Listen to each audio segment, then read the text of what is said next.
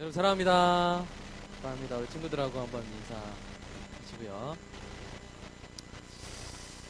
네, 오늘 또 복된 날입니다.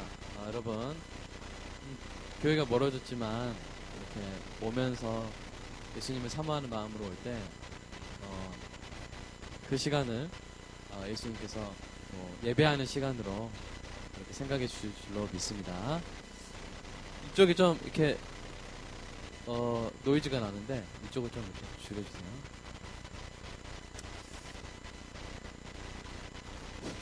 네. 좀만 더 이렇게. 자, 우리 식권 보세요. 식권 보면은 영의 양식 먹고 그 다음에 육의 양식 먹고 할 텐데요.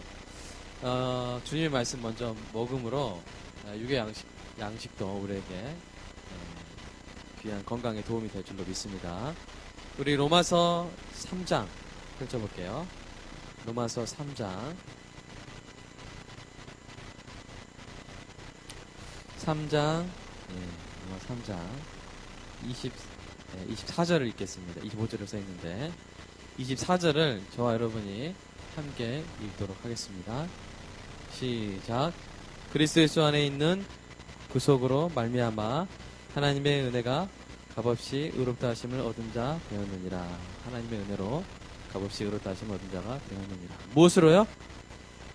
그리스도 예수 안에 있는 무엇으로? 속량으로. 또 개역 한글에는 구속으로 되어 있습니다. 구속 또는 속량 같은 말인데요. 영어로 하면은 뭘까요? 여러분이 삼각형 보세요. 네. 삼각형 보이죠? 우리가 지금 이 4주간에 걸쳐서 한 주간에 한 주는 이제 또 중간에 예수님이 어떤 분이신가에 대해서 배웠고요. 마지막 오늘 대망의 마무리하게 되겠는데요. 자, 여러분 제가 지금 뭘 하고 있냐면 여러분 청년의 마음에 견고한 믿음의 성을 쌓고 있는 거예요. 예, 제가 청산도 가면서 이 완도에서 청산도로 배가 가는데 바다 안개가, 여러분 바다 안개 아세요? 바다 안개가 아주 짙게 해서 한 치 앞을 어디를 가는지 알 수 없게 안개가 짙게 껴가지고 도대체 배가 어떻게 가는 건가 하면서 이렇게 의아해하면서 우리 청년 산부 형제가 있어요.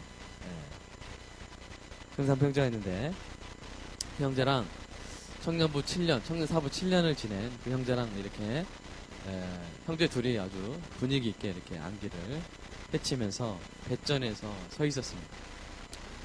그 형제가 고백을 하는 거예요. 내가 이 직장생활 하다 보니까 너무 힘들다. 어떤 걸로 힘드냐? 믿음을 지키기가 힘들다.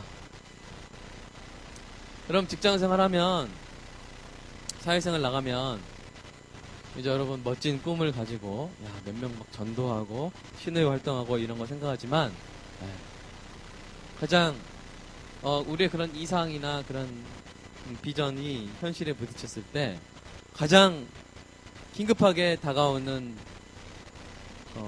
절규로 할까요? 비명소리는 힘들다는 거죠. 힘들다. 뭐 하기 힘들다? 내 믿음이 지키기 힘들다. 내 믿음이 흔들린다. 그런 고백을 아주 막 봉사도 열심히 하고 찬양 열심히 하고 여러분 이름 되면 다 아는 그런 형이에요. 오빠인데 그런 고백을 하더라고요. 그래서 제가 물어봤어요. 그러면 만약에 청년 사부에서 중점적으로 가르치는 부분을 내가 둘 중에 하나 말해줄 테니까 뭘 가르쳤으면 좋겠냐. 직장생활에서 잘 사는 법 이런 거를 중점적으로 가르쳤으면 좋겠냐. 아니면 복음에 대해서 계속 반복해서 가르치면 그게 좋겠냐 물어보니까 그 형제가 몇 번이라고 할게요? 1번이 2번? 2번이라고 했어요. 2번이라고 하더라고요. 여러분 복음 안에 굳건히 서 있으면 다른 문제는 다 해결되는 줄로 믿습니다. 복음 안에 굳건히 서 있어요. 우리가 복음 안에 나 예수 믿는데? 이런 게 아니에요. 여러분 제가 물어볼게요. 한번 여기서 누구한테 물어보면 제일 효과적이에요. 우연아, 김우연, 너 의인이야? 왜 의인이지? 왜 의인이지? 여러분, 사탄은 우리에게 계속 물어보는 거예요. 너 구원 받을까? 너 천국 갈 수 있을까? 네 예배를 하나님이 받으실까? 이 말은 다 어떤 거 관련되어 있냐면, 너 의인이니? 그럼 사탄은 계속 물어봐요. 그게 다른 사람의 목소리를 통해서 오기도 하고요. 내 자신의 양심의 소리를 오기도 해요. 너 의인이야? 그러면 맞아, 나 의인이 하면은 뭐요? 그 순간 뭐가 쏟아져요? 야, 네가 지은 죄를 읊어볼게 하면서 이렇게 우리가 지은 죄를 쫙 읊어주지. 그래서 다시 묻죠. 너 의인이야? 그럼 우리가 이제 막 힘들어지는 거죠. 여러분, 의인입니까? 왜 의인이죠? 왜? 죄가 없어서 의인입니까? 의로 충만해서 의인입니까? 왜 의인이냐면 뭐요? 하나님이 의롭다고 했어요.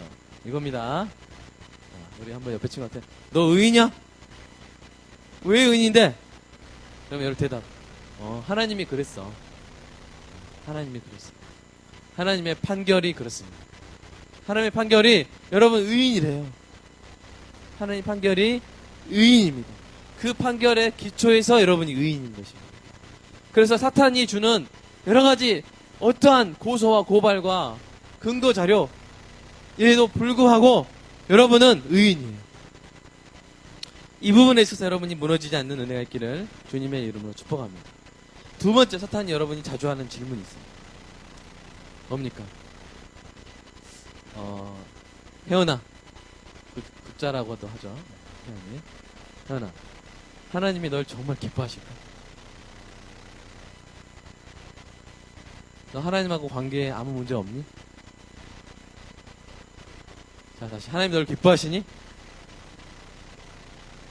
대답을 해야지. 하나님 너 정말 기뻐하셔? 왜 말을 못해요? 크게 말해, 크게. 기뻐하시죠? 하나님 여러분 기뻐하십니까? 그럼 사탄이 또 이제 야, 네가 예쁜 게 뭐가 있어? 네가 한 게 뭐가 있어? 너 지난 일주일을 돌아봐. 그 모습 하나님 기뻐하실 것 같아?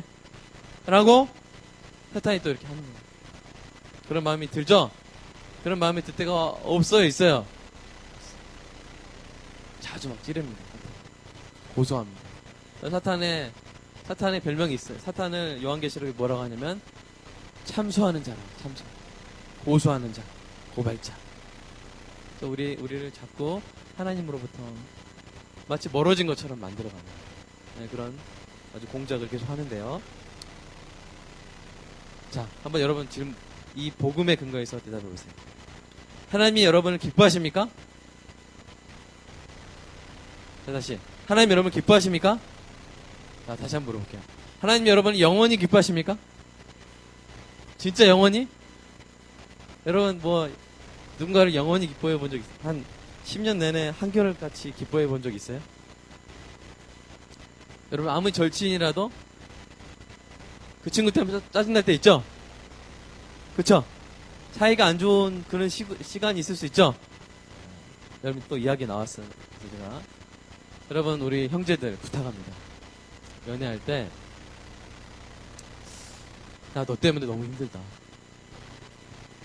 이런 말은 여러분 하면 안 돼요. 아시겠어요? 제가 그랬죠? 형제는 자매에게 대해서 예수님이 자기 교회를 얼마나 사랑하셨는지, 자기 교회를 위해서 얼마나 헌신하셨는지를 알려주는 역할이에요. 알겠죠? 네, 자매는 교회가 예수님께 얼마나 순종하고 예수님을 따르는지를 보여주는, 그 교회의 순결한 사랑을 보여주는 역할을 하는 거예요. 여자친구는, 아내는, 남편은 이렇게 하는 거예요. 만약에 말이죠, 예수님이 저한테 이사가 내가 십자가 질 때보다 너 때문에 더 힘들다. 내가 십자가 질 때도 아니랬는데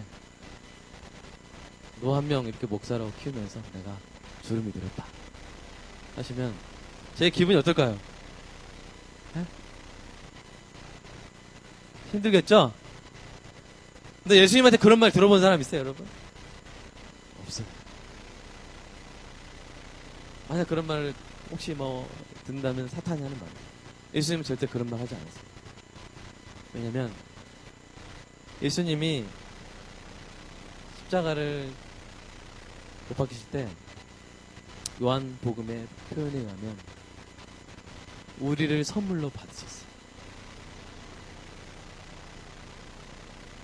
아버지께서 주신 백성을 내가 하나도 잃지 않았다. 십자가에 못 박히셔야 되는데 그 전에 선물을 받으셨어요. 근데 희원이를 선물로 받으셨어요.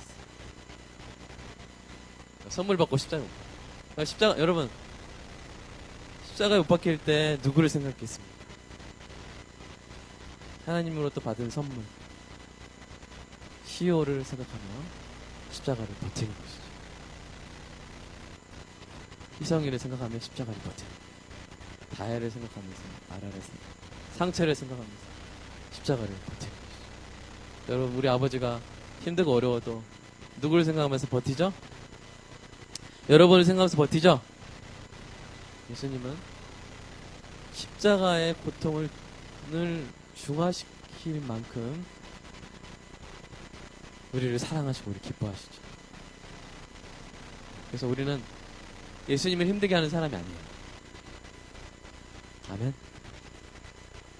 우리는 예수님을 힘내게 하는 사람인데 십자가를 지기까지 우리는 예수님에게 힘이 되는 사람입니다. 저희 아버지가 이 20대 한 22살, 3살에 결혼하셨어요. 그래서 저를 이제 낳으셨는데, 그러니까 새벽 6시에 나가서 밤 12시에 옷 팔고, 못 팔고 다, 뭐, 팔 수 있는 거 다 파시고, 12시에 돌아와서 다시 새벽 6시에 나가야 돼. 너무 힘들겠죠? 근데 집에 오면 누가 있어요? 아기 이삭이. 아기 이삭이 새근새근 이렇게 방글방글. 지금도 보면 이렇게 힘이 나죠? 그 표정으로 이렇게 너무 예쁘게 이렇게 그 고양이 표정, 그 고양이 뭐죠? 장하시는 고양이 그 있죠? 그 고양이 표정으로 이렇게 딱 잘. 그러면 일주일은 하루 동안 힘들었던 게 다 사라지고 다시 내일 아침 새벽 6시에 나갈 힘을 얻는 것이죠. 주님이 어떤 말씀을 하시더라고요. 너 때문에 힘들다. 그런 말씀 하실 분이 너 생각하면서 십자가 받았다. 그런 말씀 하시고 그 예수님의 사랑을 자매한테 느끼게 해줘야 된다면 그게 우리 형제들의 역할인 줄 믿습니다. 그럼 형제들은 절대 나 너 때문에 힘들다 하면 돼요 안 돼요? 만약 그랬다 저한테 문자로 고발하세요. 그 형제랑 1박 2일 하면서 계속 이야기했던 거예요. 형제들이 그 말만 안 하면요 정말 자매들 마음에 평안이 있을 것이고 정말 이 행복한 연애와 또 행복한 결혼 생활을 나중에 하게 될 줄로 믿습니다. 자, 뭘 하면 안 된다고? 자, 주연아 저리 가! 너 때문에 힘들어! 그러면 하면 돼요? 안 돼? 안 된다. 알겠죠? 자, 괜히 이 얘기를 했는데 뭐 하다가 제가 괜히 이런 걸 할 때는 다 이유가 있어요. 예, 들을 게 있는 자는 들을지어다. 아멘. 자, 무슨 얘기 하다가 됐는데, 네, 예수님은 우리를 힘겨워하지 않으세요. 우리 때문에 힘들어하지 않으세요. 반대예요. 우리 때문에 힘내서 십자가 지셨어요. 이 예수님의 마음을 아시기를 주님의 이름으로 축복합니다. 아멘. 자, 예수님은 우리를 하나님은 우리를 기뻐하세요. 하나님은 예수님을 영원히 그 앞에 두시고 기뻐하시죠? 그만큼 우리를 기뻐하세요. 아셨어요? 하나님 우리를 기뻐하시는 근거는 예수 그리스도의 화목제 물이었어요. 예수 그리스도의 보혈 때문에 그것을 보시고 율법을 보는 게 아니라 여러분 시은소 생각나요? 시은소 생각나요? The mercy seat 생각나죠? 율법을 보는 것이 아니라 뭘 봐요? 시은소 그리스도의 보혈을 보는 것입니다. 그래서 하나님이 여러분을 얼마나 기뻐하시냐? 하나님이 예수님을 기뻐하시는 만큼 기뻐하십니다. 아멘? 하나님은 절대 이렇게 말 안 했으면 안 하세요. 내가 너 때문에 힘들다. 내가 은하계 10개 운영하는 것보다 너 한 명 키우는 게 내가 힘들다. 이러면 안 하십니다. 기뻐하십니다. 아멘? 하나님이 여러분을 기뻐하신다면 여러분 자신감 갖고 세상 가운데 나아가세요. 여러분은 사랑받은 사람입니다. 아멘? 자, 오늘 사탄은 세 번째로 뭐라고 질문하냐? 여러분 밀양이라는 영화 본 적 있어요? 밀양 있어요? 못 봤 제 친구도 있어요. 그게 몇 금이죠? 19금이었어요? 내가 왜 봤지? 자 19금이에요 진짜? 네. 하여튼 제가 봤어요. 봤는데 아주 유명한 작품이었죠? 무슨 영화제 타지 않았어요? 칸? 네. 칸. 네. 그래서 그 영화를 지금도 기억을 합니다. 어떤 내용이냐면 전도연이 여주인공인데 자기 아들인가요? 어린 아들이 납치당해서 죽어요. 근데 그 죽인 살인자가 있는데 이 전도연이 너무 힘들어서 교회에 가서 목사님한테 안수기도 받고 힐링이 돼서 이제 신앙생활 하다가 이제 자기가 그 사람 용서하겠노라고 찾아가요. 근데 그 사람이 이제 면회죠. 면회를 하는데 그 사람이 뭐라고 말하냐? 아주 평안한 얼굴로 전도연을 만나면서 전도연이 용서해 주려고 갔는데 뭐라고 말해요? 나는 이미 다 용서 받았습니다. 나는 평안합니다. 이렇게 말하는 거예요. 그걸 보고 전도연이 어떻게 돼요? 열받죠. 그때부터 막 이렇게 교회 해방하고 막 이렇게 방황하는 시간을 갖습니다. 우리는 그 영화를 보면서 주로 누구에게 감정이입을 하냐면 주인공인 전도연에게 감정이입을 합니다. 서양 사람들이 기독교의 교리를 비판하는 빌미로 제공되기도 하고요. 그러나 저는 다른 입장에서 한번 그 영화를 여러분이 느껴봤으면 좋겠어요. 누구의 입장에서냐면 그 살인자의 입장에서 한번 느껴봤으면 좋겠어요. 묻습니다. 여러분에게도 전도연이 있습니다. 그 전도연을 어떻게 할 거예요? 여러분 죄를 짓고 나서 누구한테 우리가 용서를 받습니까? 우리가 죄를 짓고 나서 누구한테 용서를 받죠? 자 대답해 주세요. 밥 먹어야지. 자 누구한테 용서 받죠? 하나님께 용서를 받죠. 그러나 하나님께 용서 받고도 남는 게 뭐가요? 전도연이 남아있습니다. 전도연이 남아있어요. 그래도 하나님께 용서 받았냐? 근데 난 뭐냐?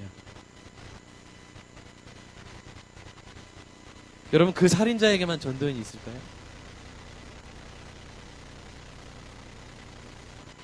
저에게도 있고요. 여러분에게도 있어요. 다행히 뭐 돈을 뺏었는데 나중에 갚아줬다거나 그렇게 갚을 수 있으면 좋아요. 우리가 죄를 지어서 피해를 입힌 상대방이 여전히 살아있어서 그 사람에게 내가 갚아줄 수 있고 그 사람을 다시 채워줄 수 있다면 정말 좋아요. 그러나 그럴 수 없을 때도 있죠. 그 사람이 나 때문에 죽었다거나 난 상처받고 멀리 떠났다거나 갚아줄 수 없을 때가 있죠. 그럼 우리를 가장 괴롭히는 것은 뭐냐면 갚을 수 있는 죄가 아니라 뭐요? 갚을 수 없는 죄. 보상해줄 수 없는 죄. 여러분 그 살인자가 전도연에게 무엇으로 보상해줄 수 있어요? 있어요? 없어요. 여러분에게도 전도연이 있다면 그 전도연에게 무엇으로 보상해줄 수 있어요? 다시 말하면 무엇으로 죄값을 치를 수가 있어요? 있는 경우도 있지만 우리 인생을 정말로 힘들게 하는 우리 양심을 정말 오랫동안 고통스럽게 하는 경우는 뭐냐면 갚을 수 없는 경우죠.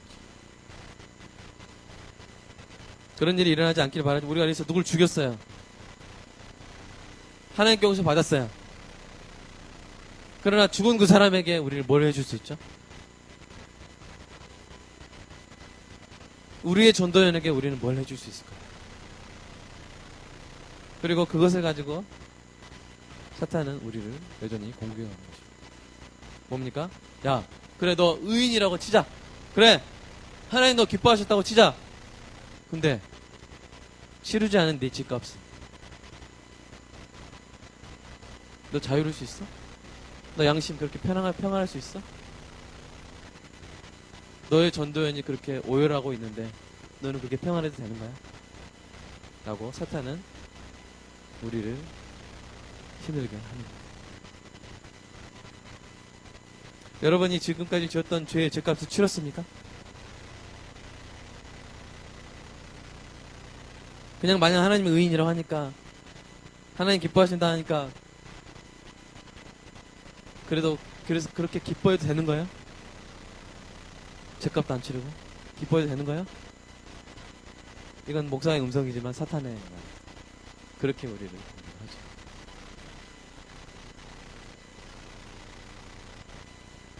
한번 생각해 보시기 바랍니다. 여러분 뭐라고 대답하시겠어요? 이게 이 놀라운 위대한 삼각형의 완성인 예수님의 구속 사역의 의미입니다. 우리가 할 말 없을 때, 우리가 아무 말 하지 못할 때 우리에게 한 분이 다가오십니다. 우리 어깨에 손 얹으시고, 아니 우리를 안으시고 말씀하십니다. 그 죄값을 내가 치렀도다. 아멘. 그 죄값을 내가 치렀도다. 여러분 이 복음을 오늘 말씀을 통해서 가슴 깊이 새기는 은혜가 있기를 주님의 이름으로 축복합니다. 창조주의 아들, 하나님의 아들의 피값이 부족하다고 말할 수 있는 사람 없어요. 그걸로 안 됩니다! 라고 말할 수 있는 사람 없어요. 저와 여러분의 죄값을 우리 주님이 치르신 줄 믿으시기를 주님의 이름으로 축복합니다. 어느 때든지 사탄이 공격하더라고요. 너 죄값 치렀어? 너 왜 이렇게 뻔뻔해? 죄값 치르고 하는 말이야? 라고 할 때 주님의 음성을 기억하시기를 축복합니다. 여러분이 한번 대답해보세요. 여러분 죄값 치렀어요? 여러분 죄값 어떻게 할 거죠? 그럼 여러분 이렇게 대답하는 거죠. 내가 나의 죽음으로 치러야 되지만 놀랍게도 예수님이 내 죄값을 대신 치르셨습니다. 따라서 예수님이 내 죄값을 대신 치르셨습니다. 이거는 이해를 할 수 없는 거예요. 세상 사람들이. 이거는 믿음의 대상이죠. 우리는 이걸 믿는 사람들. 자, 이런 놀라운 개념이 성경 속에서 어떻게 개발되었는지, 발전되었는지, 우리 구속에 관련된 성경의 단어들을 살펴봄으로써 우리가 한번 보겠습니다. 첫 번째, 한번 읽어볼까요? 붉은 글씨 시작. 아고라죠. 여러분 아고라란 말 들어본 적 있어요? 다음 사이트 보면은 그 아고라 있죠? 아고라가 뭘까요? 광장이라는 뜻인데 옛날에는 이 아고라에서 어떤 일이 일어났어요? 매매가 일어났어요. 그래서 아고라조 하면 뭐요? 시장에서 노예 등을 사다. 이 예수님이 우리를 구속하셨다 할 때 쓰인 단어가 뭐요? 아고라죠. 우리를 뭐 하셨다? 사셨다. 여러분 생각나요? 여러분 이 칭의는 무슨 용어라고 했죠? 어디서 쓰는 용어라고 했죠? 법정 용어라고 그랬죠? 자, 화목제물은 어떤 용어라고 그랬죠? 제사 용어라고 그랬죠? 자, 구속은 어떤 용어예요? 시장 용어예요. 자, 이 시장 용어로서 아고라조는 지금 이 아고라조와 엑사고라조 이런 것들은 다 예수님의 구속사역을 표현할 때 쓰인 헬라어예요. 자, 엑사고라조는 뭐겠어요? 이 X가 붙으니까 뭐겠어요? 시장에서 오다. 사서 시장 밖으로 꺼내다. 노예를 시장 밖으로 꺼내서 뭘 주는 거겠어요? 자유를 주는 것입니다. 자, 그리고 여러분 리트로시스라는 단어가 있죠? 이 단어는 뭐예요? 여러분 속전을 영어로 뭐라 할까요? 랜섬 아세요? 랜섬? 랜섬 아세요? 옛날에 영화 제목에도 있었죠. 이 인질값이에요. 이 인질값을 지불하여 노예를 해방시키는 것을 바로 리트로시스라고 성경에서는 그런 단어들이 그런 개념들이 신약에서는 많이 있습니다. 그래서 이런 것들이 대표적으로 쓰인 말씀 한번 읽어볼게요. 베드로전서 1장 18절 19절 시작.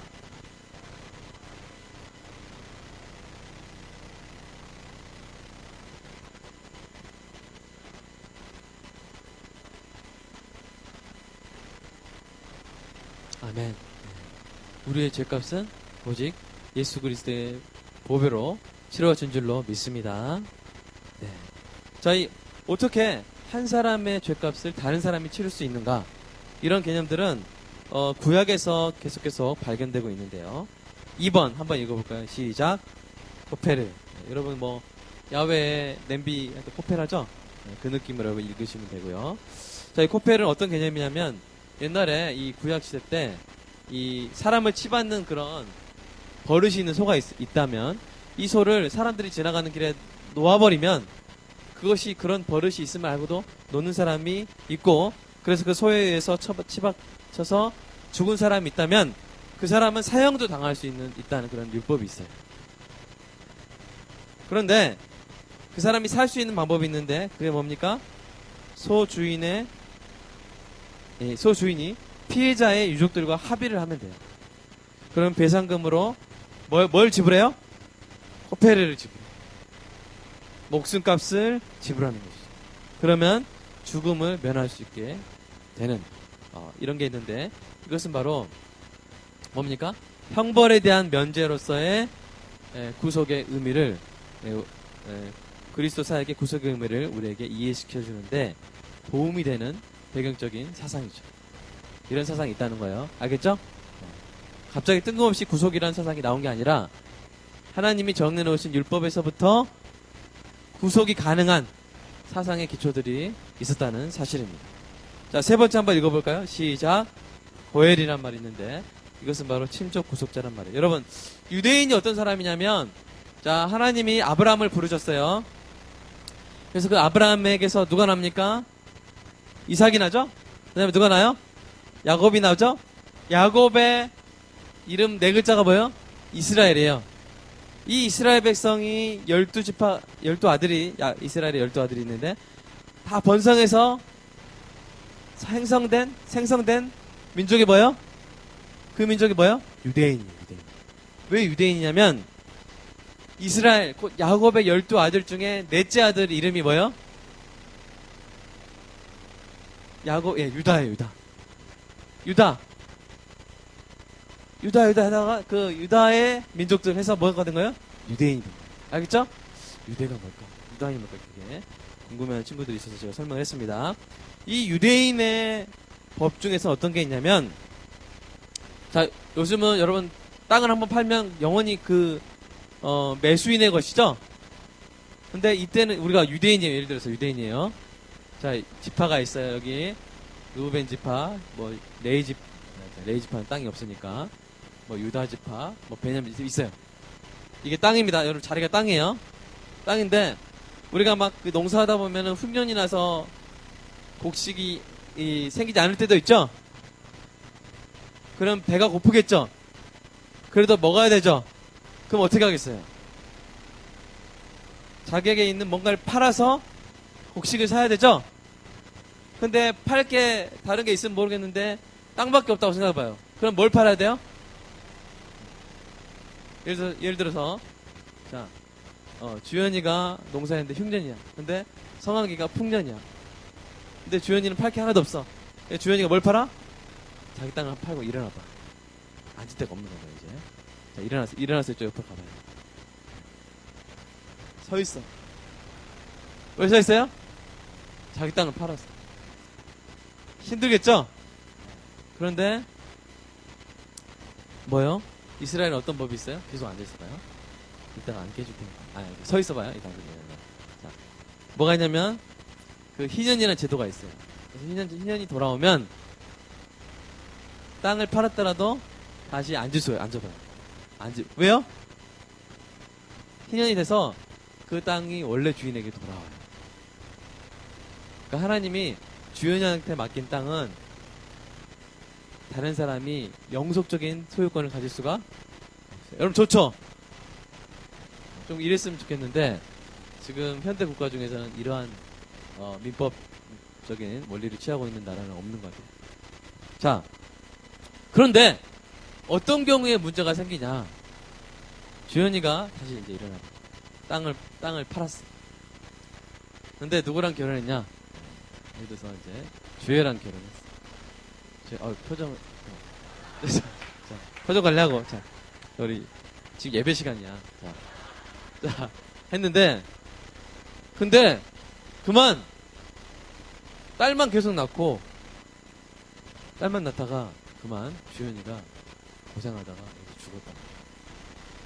그러면 이제 주애만 남는 거죠? 근데 이스라엘의 법은 뭐냐면 남자만이 소유권자가 될 수 있어요. 여자는 소유권자가 될 수 있어요. 그래서 성경에서 자꾸 누구를 보살피라 그러죠? 과부를 그래서 보살피라 그래요. 남자가 없습니다. 그러면 어떻게 되냐? 이게 최악의 경우에 성아기가 두 자리에서 사는 거예요. 두 자리. 그 땅을 영원히 취하는 거예요. 왜냐? 없으니까. 땅을 취해서 살아요. 그렇게 되는 거예요. 이와 같은 상황이 있을 때 나타나는 사람이 누구라고요? 바로 고엘이. 한번 우리 좀 이렇게 어려운 관습이기 때문에 한번 읽어보겠습니다. 유대인의 토지는 시작.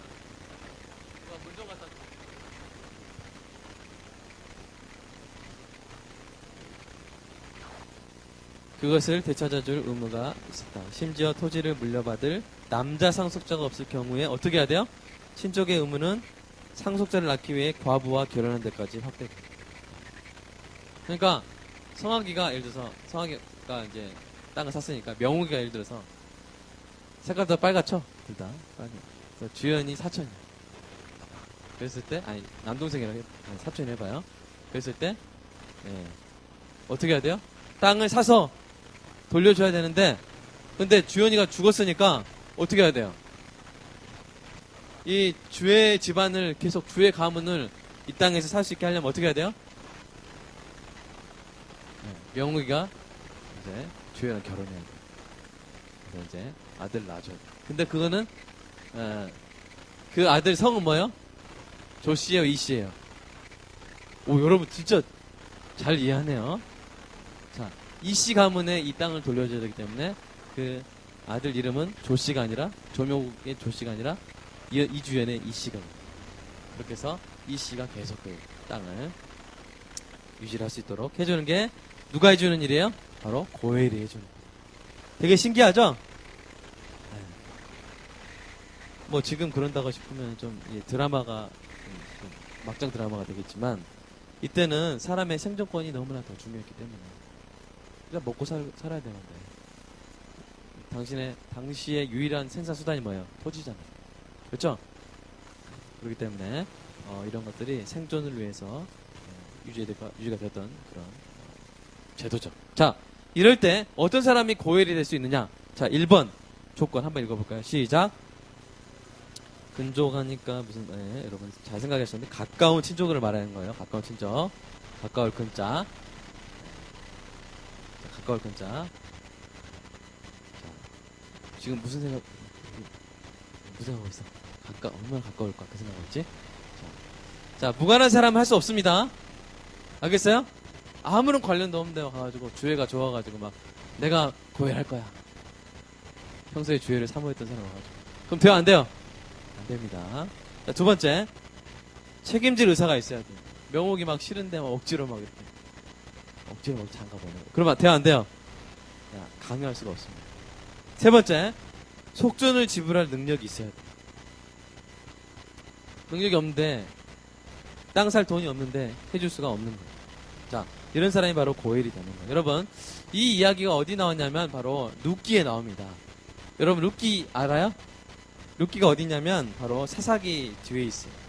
우리 룻기를 한번 어디 있는가 한번 펼쳐보면 룻기 이야기를 제가 한번 해줄게요. 여러분, 바로 이와 같은 상황이었어요. 엘리멜렉이라는 사람이 있었는데 이 사람의 아내가 누구였어요? 나오미예요. 나오미. 엘리멜렉과 나오미. 근데 타국에 갔어요. 근데 엘리멜렉이 죽었어요. 나오미에게 두 아들이 있었는데 두 아들 다 죽어버렸어요. 그래서 이 엘리멜렉 집안에 남자가 있어요, 없어요? 없어요. 그래서 먹을 게 없어가지고 다시 베들레헴 땅으로, 고향으로 돌아오는데 원래 자기 땅이었던 그 땅에 대한 소유권을 주장할 수가 있어요, 없어요? 왜 그렇죠? 남자가 없어서. 남자가 없어. 그래서 이 경우에는 두 가지가 필요하죠. 첫 번째, 원래 엘리멜렉의 땅이었던 그 땅을 다시 사줄 사람이 필요하고요. 또 뭐가 필요해요? 나오미에게 아들이 필요해요. 이 두 가지를 만족시킨다는 건 상당히 어려운 일이었죠. 그런데 하루 벌어서 하루 살고 있었던 이 나오미에겐 누가 있었어요? 룻이라는 며느리가 있었어요. 이방인 며느리지만 어머니를 사랑해서 어머니를 따라온 며느리예요. 근데 이 룻을 누가 사랑해요? 보아스가 보고 사랑해요. 그래서 이 보아스가 어떻게 해줍니까? 룻과 결혼해서 아들을 낳는데 그 아들은 마치 나오미의 아들처럼 되는 거예요. 그리고 그 나오미의 원래 그 땅을 보아스가 사주는 거죠. 여러분 되게 감사하겠죠? 얼마 여러 번 집이 경매로 넘어가 본 친구들도 있을 수 있어요.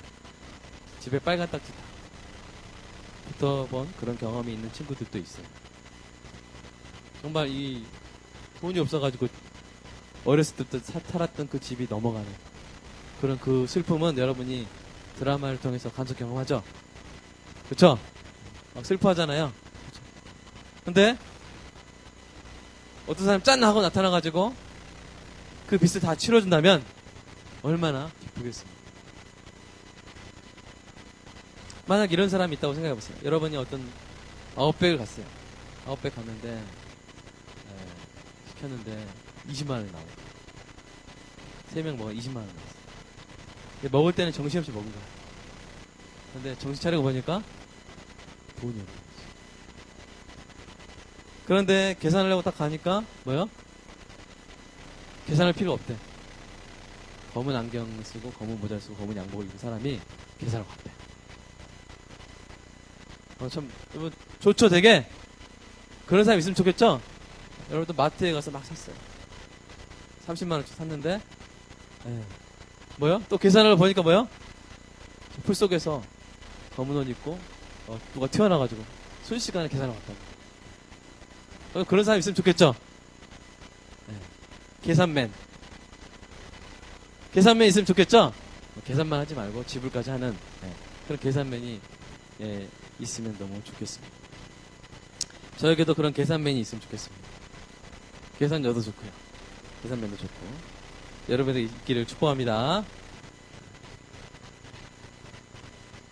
근데 사실은 있다는 거예요. 자, 여러분이 그런 계산맨이 있으면 얼마나 좋을지 한번 표현해주세요. 소리로. 자, 얼마나 좋아요? 이야! 좋죠? 엄청 좋죠? 여러분 해외여행 가야 되는데 항공료가 500만원 퍼스트 클래스. 근데 계산됐어. 타기만 하세요. 우와 좋죠. 그렇죠. 여러분 김밥 먹고 있는데 제가 몰래 계산하러 갔어요. 여러분 기분 좋죠? 엄청 좋아.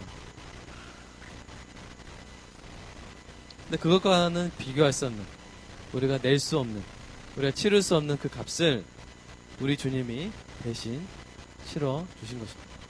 저는 여러분에게 이 이야기가, 이 사실이 여러분의 감정을 다스렸으면 좋겠어요. 여러분의 감정을 지배했으면 좋겠어요. 여러분의 의지를 이끌었으면 좋겠어요. 여러분의 지성을 확립시켰으면 좋겠어요. 이 놀라운 사실. 누군가 내가 죽음으로써만 치를 수 있는 이 죄값을 대신 치러 주셨다 하는 이 사실로 인해서 여러분의 기쁨이 충만했으면 좋겠습니다. 근데 아무나 할 수 있는 건 아니라 그랬죠? 자, 그래서 예수님이 일부러 그 세 가지 조건을 갖추신 거예요. 자, 고엘의 첫 번째 조건이 뭐였어요? 근족이어야 되죠. 무관한 사람을 할 수 있어요, 없어요? 없어요. 그 첫 번째 조건을 채우시기 위해서 예수님이 하신 일이 뭐예요? 성육신 하신 거예요. 인간이 되신 거예요. 저와 여러분 같이 되신 거예요. 저와 여러분의 죄값을 치르기 위해서 저와 여러분의 가까운 친척이 되신 거예요. 너무나 가까이 오셨어요. 여러분, 하나님과 인간의 그 거리가 얼마나 멉니까? 놀라운 것은요, 우리가 비행기 타고 12시간만 가면요, 그 주님이 오셨던, 그 주님이 앉으셨던, 그 주님이 십자가에 매달리셨던 그 현장에 가볼 수 있다는 사실. 너무 가까이 오셨어요. 오셔서 뭐라고 하셨어요? 내가 인자다. 내가 사람이라고 외치셨어요. 뭐 하기 위해서? 우리의 죄값을 치르시기 위해서. 우리의 친족이 되어주셨어요. 이 놀라운 하나님께 예수님의 사랑을 찬양하시기를 축복합니다. 두 번째 조건은 뭐였죠? 책임질 의사가 있어야 됐어요. 예수님의 그 의사가 있었습니까? 있었죠. 우리를 너무 사랑하기 때문에. 우리를 너무 사랑하셔서 기꺼이 우리의 죄값을 대신 치러 주셨습니다. 강요를 하신 거 아닙니다. 하나님이 야, 내 말 안 들어? 하면서 이렇게 아들이라고 이렇게 하신 게 아니라 기꺼이 이 땅에 오셔서 저와 여러분의 죄값을 치르신 줄로 믿습니다. 자, 세 번째 조건은 뭐였습니까? 능력이 있어야죠. 자격이 있어야 돼요. 예수님은 근데 어떤 분이셨냐면 그분이 스스로가 죄가 없었기 때문에 온 우주에서 유일하게 우리 대신 죽을 수 있었던 분이셨어요. 아셨어요? 여러분, 제가 여러분 대신해서 죽을 수 있을까요? 우리가 다 사형수라고 생각해 보세요. 다 죽을 만한 죄가 있어요. 죽어 마땅한 죄가 있어요. 제가 간수 보고 제가 이 200명의 청년들을 대신해서 죽겠습니다 하면 간수가 나한테 뭐라 할까? 니는 네 죄로 죽는 거야. 자, 착각하지 마. 이렇게 하면서 너 메시아 콤플렉스야 막 이렇게 하겠죠? 그렇죠? 오직 주님만 하나님의 아들이시고 죄가 없으시기 때문에 저와 여러분의 죄를 위해서 대신 죽으실 수 있는 유일한 분이셨습니다. 아멘. 이 세 가지 조건이 예수님께 있었어요. 그래서 예수님이 바로 우리의 보아스가 되어 주신 것입니다. 오늘 저는 몸 하나를 소개하면서 우리 예언이 나와주고요. 소개를 마치고 싶은데요. 여러분이 그 요새 우르사 광고를 보면 우르사 광고 중에는 전사의 몸이라는 제목의 카피가 있는 광고가 있는데요. 그 아버지가 나오죠. 여러분 요새 인기 있는 몸은 어떤 몸입니까? 근육이 아주 그냥 우락부락하고 식스팩, 에이팩, 등골, V라인 그런 게 다 있어야 됐죠? 그쵸? 우리 자매들 그런 형제들 좋아하죠? 아닌가요? 그런 사람이 매력적이라고 모든 매체들이 이야기를 하죠? 그쵸? 마치 그것이 이제는 누구에게나 다 기본적인 체형이 되어야 한다는 듯이. 그래서 저에게 죄책감을 주기도 합니다. 거울을 보면서 왜 나는 그 체형이 아닐까. 여러분, 우리 형제들 그럴 때 있죠? 우리는 하나님이 주신 몸인데 왜 우리가 우리의 몸을 부끄러워하죠? 그때 상당히 우리가 부끄러워할 때가 있어요. 근데 그 광고에 나오는 몸은 어떤 몸이냐면 굴곡이 없어요. 평평해. 이게 가슴이구나 하는 느껴지고. 남자입니다. 지금 남자 얘기하는 거예요. 여기 가슴이구나. 이게 배구나. 이게 평평해요. 다행히 배가 많이 튀어나오지 않았는데 되게 많이 허약해 보이진 않지만 그렇다고 막 근육이 나와서 멋져 보이지 않는 그런 평범한 한 중년 남성이 우통을 벗고 칠부 반바지를 입고 딱 서 있습니다. 그리고 거기에 이제 음악이 나오면서 이런 카피가 떠요. 한번 상상해 보세요. 제 몸을 상상하지 말고 웃으라고 했는데 안 되네요 오늘. 자, 그 카피에 아주 평평한 자, 우리 누구의 몸을 상상하면 좋을까? 부장사님 몸 좀 빌려주시고. 자, 우리 부장사님 몸을 좀 상상하면서 한번 이렇게 그 카피가 나옵니다. 아직 그 음악을 주지 마시고요. 음악 이따 제가 큐할 때. 이것은 몸. 그러니까 한 아버지의 몸이에요. 이것은 뽐내기보다는 견디기 위한 몸. 사랑받기보다는 사랑하기 위한 몸. 내리는 비를 대신 맞는 몸. 쉽게 아프다 하지 않으며 아파서도 안 되는 몸. 그래서 누구도 감히 얕볼 수 없는 아버지라는 이름의 전사의 몸. 하면서 마지막에 평생 온몸으로 가족을 부양해온 대한민국 아버지들을 응원합니다. 여러분 집에 가서 아버지의 몸을 정죄하지 마시기를 축복합니다. 아시겠어요? 아버지의 몸이 아름다워요. 몸은 근육의 두께나 피부의 굴곡에 그 아름다움이나 가치가 있는 것이 아니라는 것을 이 우르사 광고 카페가 따뜻하게 어필해주고 있습니다. 저는 근데 그 광고를 보면서 저희 아버지도 생각났지만 저는 그 광고를 보면서 우리 주님이 생각나더라고요. 제가 그래서 이 우리 주님의 몸을 생각하면서 한번 시를 지어봤어요. 카피를 써봤는데요. 그러면 눈을 감고 한번 우리 음악을 들으면서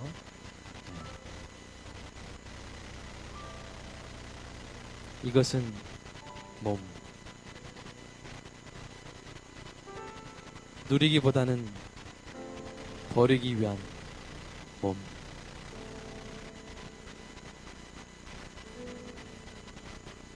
자랑하기보다는 사랑하기 위한 몸. 강하거나 아름답지 않아도 내가 가슴 저리도록 사랑하는 몸. 내 목숨값으로 던져져 십자가에서 갈기갈기 찢겨졌던 몸.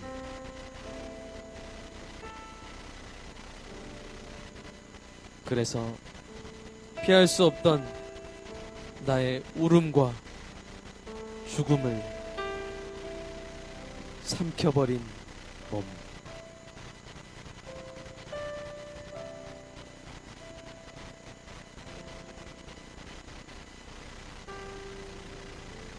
오늘 내가 누구든 용서할 수 있게 만드는,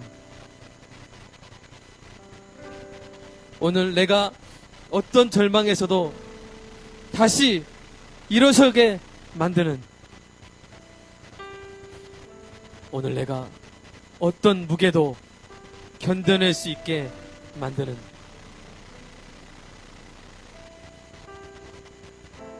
내가 사랑받고 있음을 도무지 부정할 수 없게 만드는 몸.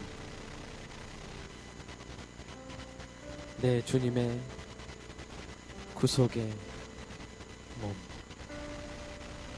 기도하겠습니다. 사랑의 아버지 하나님, 세상의 모든 아기들은 누리기 위해서 태어나고 사랑받기 위해서 태어나는데, 우리 예수님은 이 땅에 오셔서